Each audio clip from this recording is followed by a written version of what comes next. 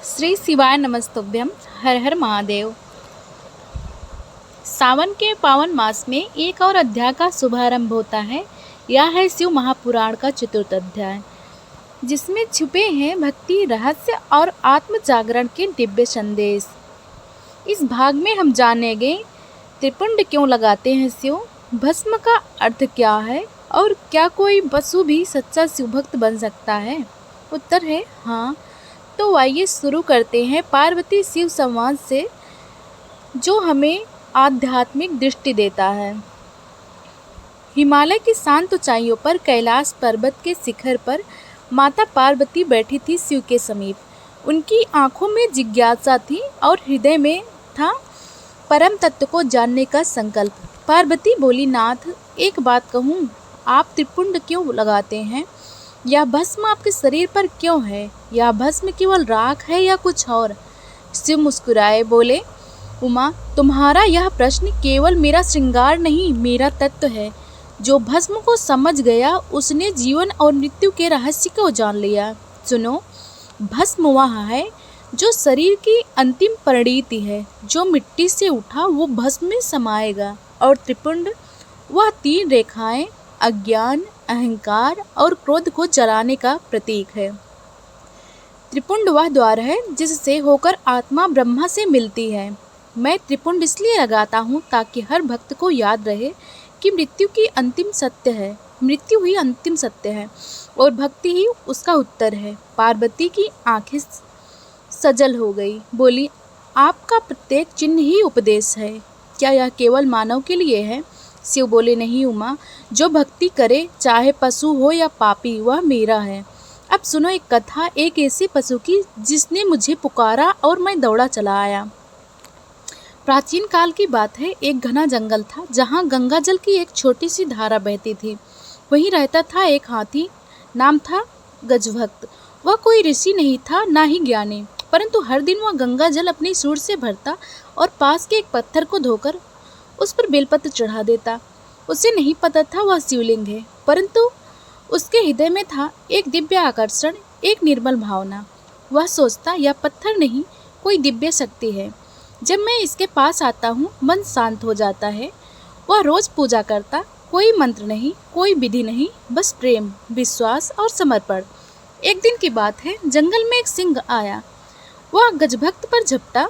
गजभक्त भागा नहीं, उसने सबसे पहले अपने शिवलिंग को जल से धोया और सूंड उठाकर आकाश की ओर देखा। बोला, अगर तू है तो मुझे बचा ले, नहीं तो मेरी मृत्यु तेरे चरणों में हो। सिंह ने हमला किया और उसी क्षण आकाश से त्रिशूल की ज्वाला गिरी। सिंह भस्म हो गया और सामने प्रकट हुए त्रिनेत्रधारी भगवान शिव। बोले, वत्स, तूने भक्ति का प्रमाण दिया है। तू पशु नहीं, मेरा सखा है।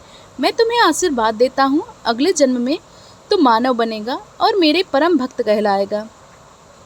यही गजभक्त अगले जन्म में केवट नाम से जन्मा और भगवान राम की नाव खेने वाला बना। और फिर महाकाल की नगरी उज्जैन में उसी स्थान पर शिवलिंग प्रकट हुआ। आज भी वहाँ गजेश्वर नाथ महादेव का मंदिर है, जहाँ भक्त सूंड की आकृति में जल चढ़ाते हैं। यह कथा बताती है भक्ति का कोई रूप नहीं, बस भाव होता है।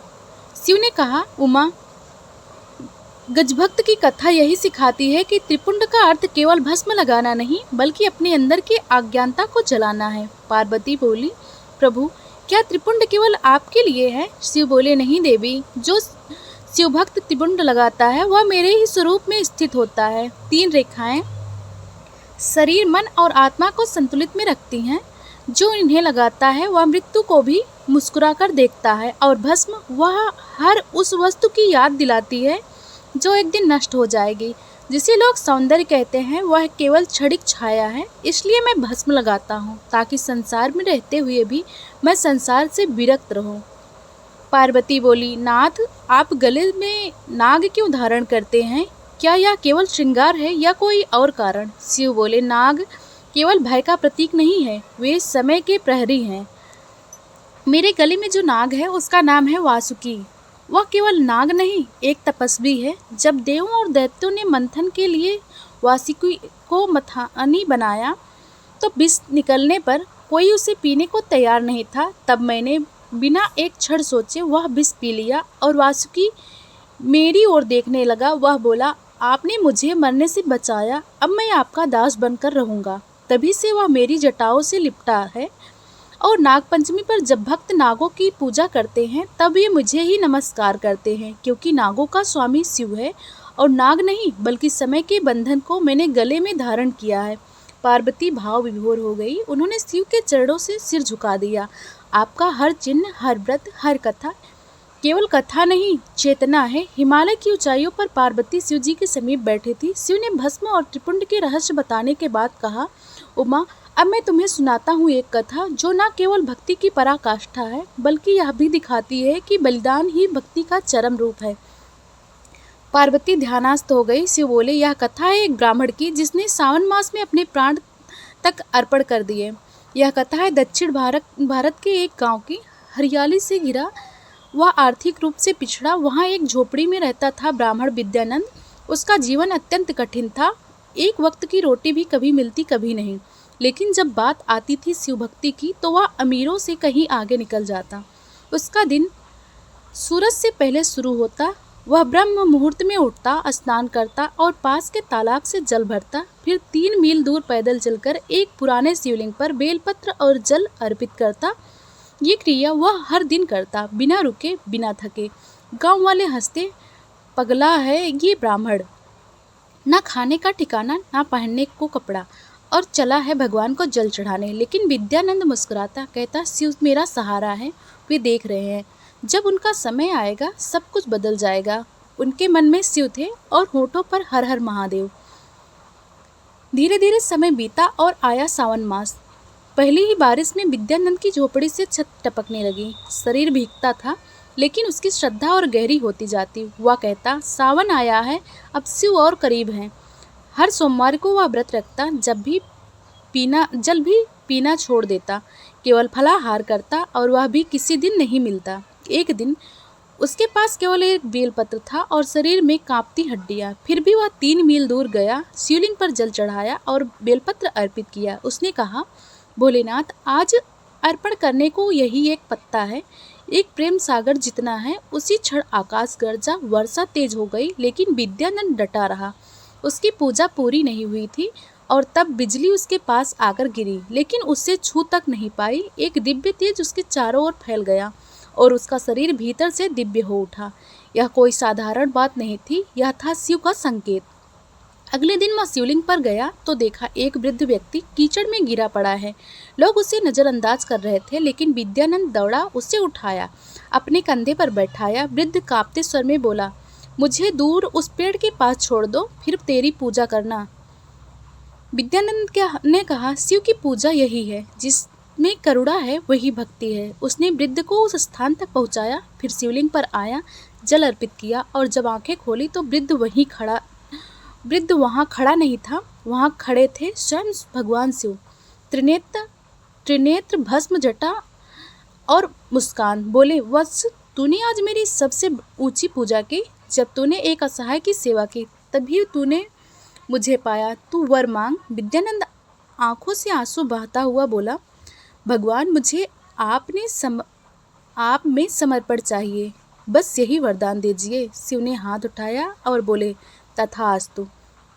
उसी क्षण विद्यानंद का शरीर तेजस्वी होने लगा, उसकी हड्डियां प्रकाशमय हो गई, वह शिव में लीन हो गया। शरीर वही लेकिन आत्मा शिव के साथ। वहाँ एक दिव्य ज्योति प्रकट हुई, एक शिवलिंग वहाँ प्रकट हो गया। स्वयं से उस स्थान को कहा गया विद्यानंदेश्वर महादेव। आज भी वहाँ श्रवण मास के लाखों श्रद्धालु आते हैं। कहा जाता है जो वहाँ बेलपत्र अर्पित करता है उसकी 7 पीढ़ियाँ तर जाती हैं। पार्वती बोली, नाथ, यह तो अत्यंत भाव विभोर करने वाली कथा है, क्या यह सत्य है? शिव मुस्कुराए, उमा, सत्य वही है जो आत्मा को छू ले।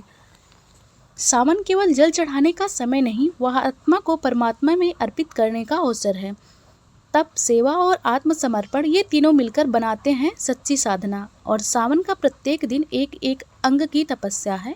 जो लोग इस मास को केवल दिखावा समझते हैं वे इसके रस से वांछित रह जाते हैं, लेकिन जो भाव से शिव को पुकारते हैं, चाहे व्रत हो चाहे भजन, उनका जीवन ही तीर्थ बन जाता है। पार्वती ने आंखें बंद की और कहा, नाथ, आपने मेरे मन के सारे संयम दूर कर दिए। अब मैं भी त्रिपुंड धारण करूंगी और हर सावन में गंगा जल से आपका पूजन करूंगी। शिव बोले, देवी, जब कोई स्त्री अपने परिवार के लिए श्रद्धा से व्रत करती है तो वह सौभाग्य बनती है। जो व्यक्ति सावन में केवल एक दिन भी जल, बेलपत्र या मंत्र का उच्चारण करता है उसका जीवन धन्य हो जाता है। सावन केवल शरीर से नहीं, हृदय से मानना चाहिए। पार्वती बोली, हे भोलेनाथ, मैं आपकी कृपा से इस मास को केवल व्रत नहीं, वरदान के रूप में देखती हूँ। और इस प्रकार समाप्त होता है शिव महापुराण का चतुर्थ अध्याय। यह अध्याय बताता है सावन केवल जल चढ़ाने का नहीं, जीवन समर्पण का मास है। जब एक ब्राह्मण अपने तन, मन, धन से शिव को समर्पित करता है तो शिव स्वयं आकर उसे मुक्त करते हैं। भक्ति का कोई रूप नहीं होता, वह पशु में भी हो सकती है, वृद्ध में हो सकती है, निर्धन में हो सकती है और तुम में भी हो सकती है। इसलिए इस सावन भक्ति को केवल बाहर नहीं, अंदर भी जियो। गंगा जल केवल शिवलिंग पर नहीं, अपने अहंकार, क्रोध और वासना पर भी चढ़ाओ और तब शिव तुमसे कहेंगे, वत्स, तू केवल भक्त नहीं, मेरा अंश है। अगर यह कथा आपके हृदय को छू गई हो तो कृपया इस वीडियो को लाइक करें, सब्सक्राइब करें और कमेंट में लिखें हर हर महादेव। अगले अध्याय में आएगी शिव और सती की कथा, शिव का वीरभद्र रूप और महाकाल की उत्पत्ति। तब तक शिव कृपा आप पर बनी रहे। सावन के हर दिन को भक्ति, सेवा और साधना में बिताइए और प्रतिदिन कहिए, ओम नमः शिवाय, हर हर महादेव।